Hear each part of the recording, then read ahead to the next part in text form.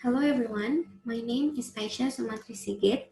Today I'm going to explain about exchange rates and purchasing power parity from the book An Introduction to International Economics, Chapter 14.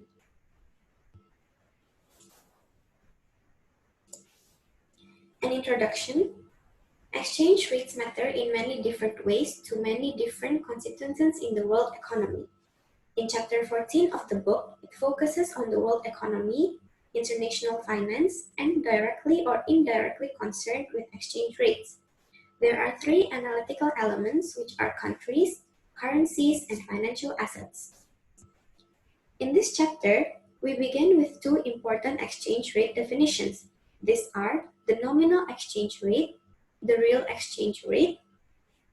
Next, we develop a first model of exchange rate determination, which is the purchasing power parity model or triple P model.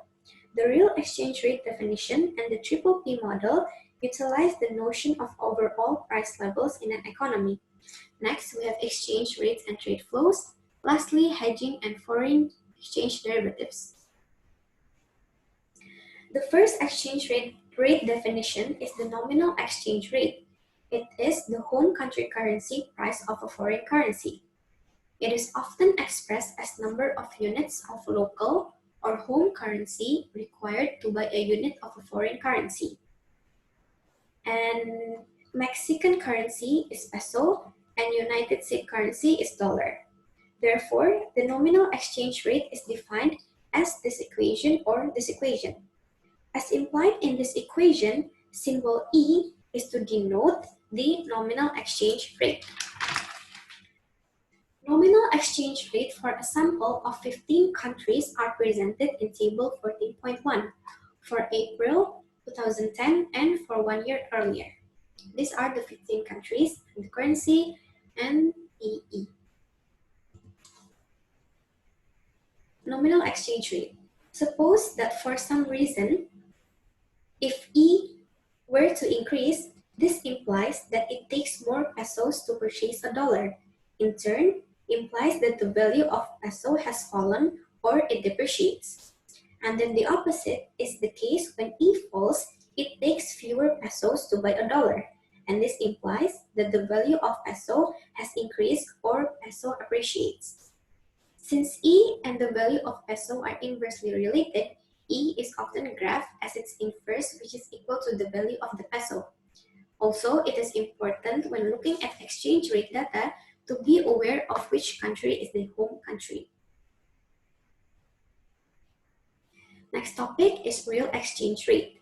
The real exchange rate measures the rate at which two countries' goods trades against each other. The real exchange rate makes use of the price level in two countries under consideration. This one is the overall price level in Mexico, home country, price level United States, the foreign country. This can be considered to be an average of all the prices in the economy in question. And from the equation, the real exchange rate definition denoted as RE is as follows, or as this one. As I have stated that RE or real exchange rate measures the rate at which the two currency goods trade against each other. More specifically, it measures the amount of Mexican goods that trade against US goods. And in table 14.2, it is the changes in the real exchange rate.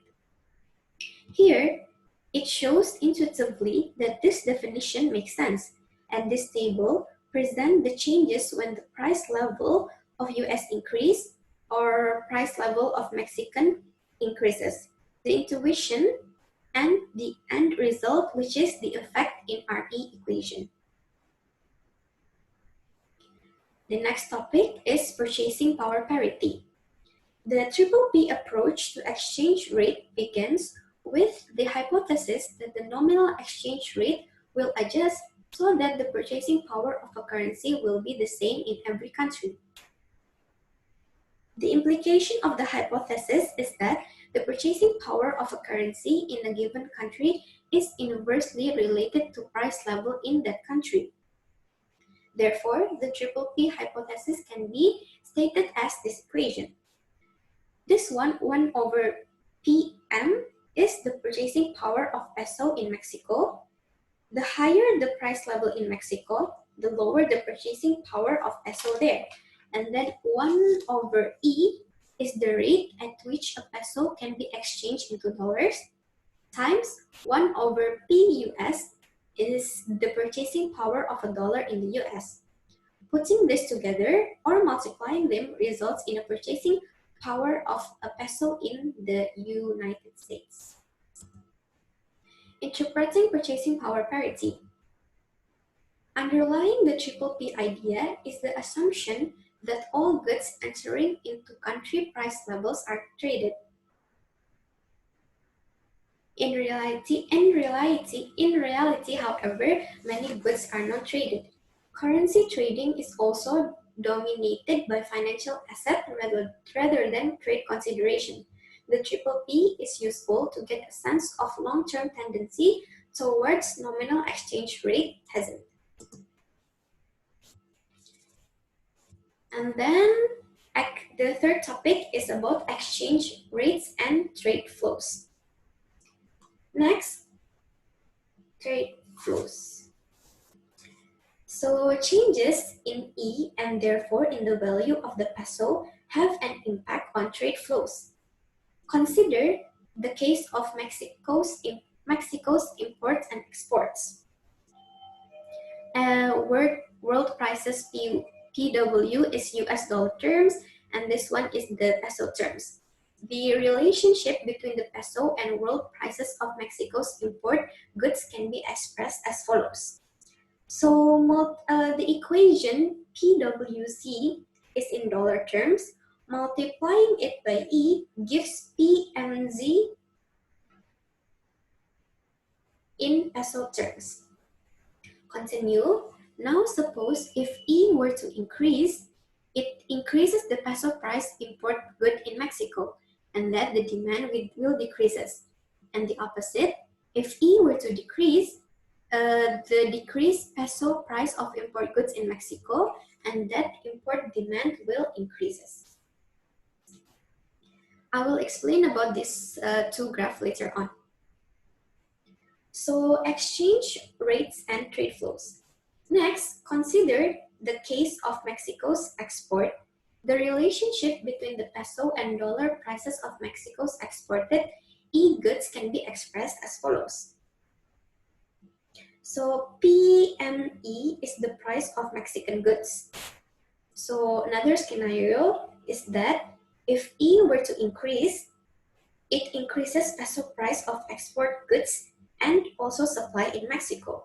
And then the opposite, if E were to decrease, it also decreases the peso price of export goods and supply in Mexico. As you can see from the figure 14.1, value of peso scale, high value and low value. And then for figure 14.3 is the peso and Mexico's trade deficit. This is the relationship between exchange rates and trade flows is important in its own right as link between the international trade and international finance windows on the world economy. Moving on is hedging and foreign exchange derivatives. On international production, consider possibility of firms entering foreign markets via contracting and foreign direct investment. If the sales from any of these market entry strategies are not denominated in the currencies of the firm's home-based countries, issues of exchange rate exposure arise.